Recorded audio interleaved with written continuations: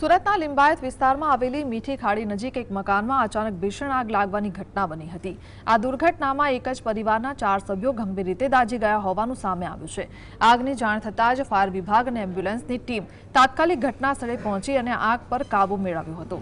ઇજાગ્રસ્ત 4 વ્યક્તિઓને તાત્કાલિક સારવાર અર્થે હોસ્પિટલ ખસેડવામાં આવ્યો છે, જેમાંથી 2 લોકોની હાલત અત્યંત ગંભીર હોવાનું જાણવા મળ્યું છે। આગ કયા કારણોસર લાગી તે હજુ સ્પષ્ટ થયું નથી, પરંતુ સ્થાનિક પોલીસ અને ફાયર વિભાગ દ્વારા મામલે વધુ તપાસ હાથ ધરવામાં આવી છે।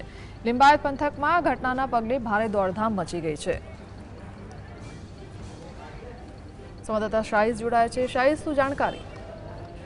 વિસ્તારમાં આવેલા મીઠી ખાડી નજીક મકાનમાં આગનો બનાવ બન્યો હતો। મકાનમાં અચાનક આગ લાગતાની સાથે જ ફાયર વિભાગનો કાફલો ઘટના સ્થળે પહોંચ્યો હતો અને જે સાડીનો જથ્થો સંગ્રહ કરવામાં આવ્યો હતો ઘરની અંદર, એ સાડીના જથ્થાની અંદર જે રીતના ખૂબ જ ગેસ જેવો વાતાવરણ જે તે ઘરમાં જોવા મળ્યું હતું અને 5 લોકો જે ઘરની અંદર હાજર હતા, 5ના મોતના સમાચાર અત્યારે સામે આવી રહ્યા છે। હાલ તો ફાયર વિભાગની ટીમ, પોલીસની ટીમ અને એફએસએલની ટીમ સ્થળ પર પહોંચી છે।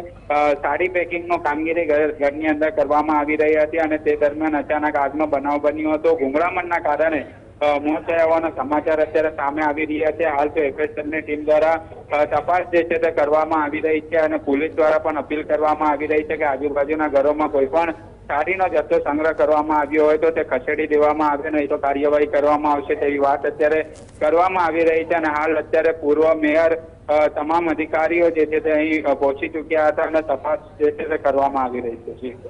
જી, આભાર।